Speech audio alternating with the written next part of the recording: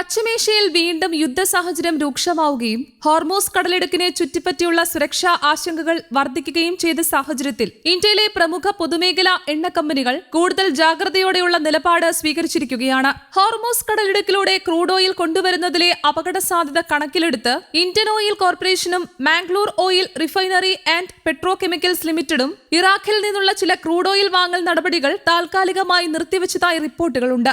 ഈ തീരുമാനത്തിന്റെ ഏറ്റവും വലിയ ആഘാതം നേരിടുന്നത് ഇന്ത്യയുടെ പരമ്പരാഗത എണ്ണ വിതരണ പങ്കാളിയായ ഇറാഖാണ്. പശ്ചിമേഷ്യയിലെ സംഘർഷാവസ്ഥ വീണ്ടും വഷളാവുകയും ഹോർമൂസ് കടലിടുക്കിന് ചുറ്റുമുള്ള സുരക്ഷാ ഭീഷണി ശക്തമാവുകയും ചെയ്തതോടെയാണ് ഇന്ത്യൻ എണ്ണ കമ്പനികൾ അതീവ ജാഗ്രത പുലർത്താൻ തുടങ്ങിയത്.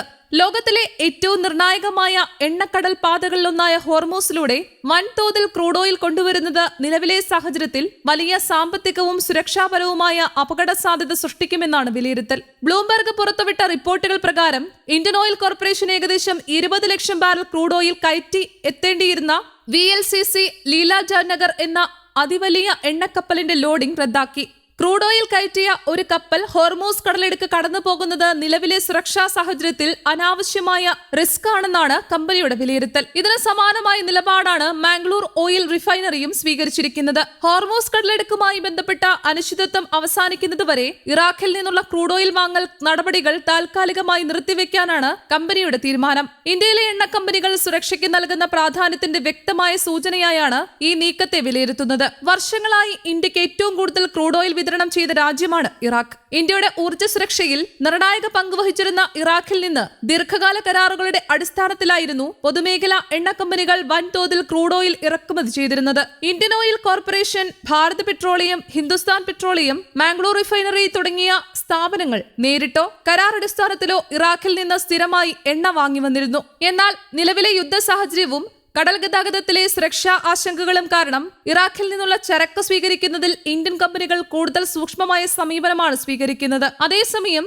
ഇന്ത്യയുടെ എണ്ണ വിതരണത്തിൽ റഷ്യയുടെ പങ്ക് തുടർച്ചയായി വർദ്ധിക്കുകയാണ്. പശ്ചിമേഷ്യയിലെ സംഘർഷവും അന്താരാഷ്ട്ര രാഷ്ട്രീയ സാഹചര്യങ്ങളും കണക്കിലെടുത്ത് റഷ്യയിൽ നിന്നുള്ള ക്രൂഡ് ഓയിൽ ഇന്ത്യ വലിയ തോതിൽ ഇറക്കുമതി ചെയ്യുകയാണ്. അമേരിക്ക നൽകിയ ചില നിയന്ത്രണ ഇളവുകളും വിലക്കുറവിൽ ലഭിക്കുന്ന റഷ്യൻ എണ്ണയും ഇന്ത്യക്ക് വലിയ നേട്ടമായി മാറി. നിലവിൽ പ്രതിദിനം ഏകദേശം 24.5 ലക്ഷം barrel Russian crude oil India ഇറക്കുമതി ചെയ്യുന്നത്. ഇന്ത്യയുടെ ചരിത്രത്തിലെ ഏറ്റവും ഉയർന്ന ഇറക്കുമതി നിരക്കുകളിലൊന്നാണിത്. കുറഞ്ഞ വിലയും സ്ഥിരമായ വിതരണവും റഷ്യൻ എണ്ണയെ ഇന്ത്യൻ റിഫൈനറികളുടെ പ്രധാന ആശ്രയമാക്കി മാറ്റിയിരിക്കുകയാണ്. സൗദി അറേബ്യയും UAEയും ഇന്ത്യയുടെ പ്രധാന എണ്ണ വിതരണ രാജ്യങ്ങളായി തുടരുന്നുണ്ട്. ഈ രാജ്യങ്ങൾക്ക് ഹോർമൂസ് കടലിടുക്കിനെ ആശ്രയിക്കാതെ എണ്ണ കയറ്റുമതി നടത്താനുള്ള ബദൽ സംവിധാനമുള്ളതാണ് അവരുടെ പ്രധാന ശക്തി.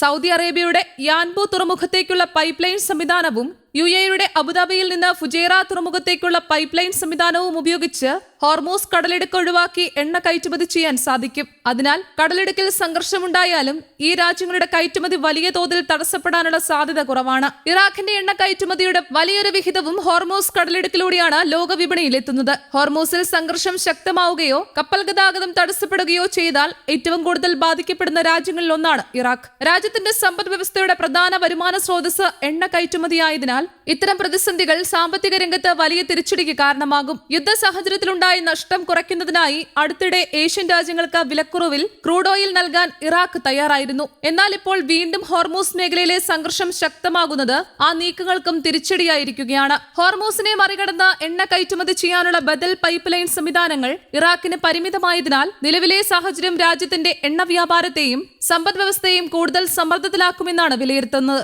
പശ്ചിമേഷ്യയിലെ സുരക്ഷാ സാഹചര്യം സാധാരണ നിലയിലാകുന്നതുവരെ ഇന്ത്യ ഉൾപ്പെടെയുള്ള പ്രധാന ഉപഭോക്തൃ രാജ്യങ്ങൾ കൂടുതൽ ജാഗ്രതയോടെയുള്ള വാങ്ങൽ നയമാണ് പിന്തുടരാൻ സാധ്യത. അതേസമയം ഹോർമൂസ് കടലിടുക്കിലെ ഓരോ പുതിയ സംഭവ വികാസവും ആഗോള എണ്ണവിലയെയും വിതരണ ശൃംഖലയെയും ഗണ്യമായി സ്വാധീനിക്കുമെന്ന ആശങ്കയും ശക്തമാണ്. News desk, Kerala Kaumudi.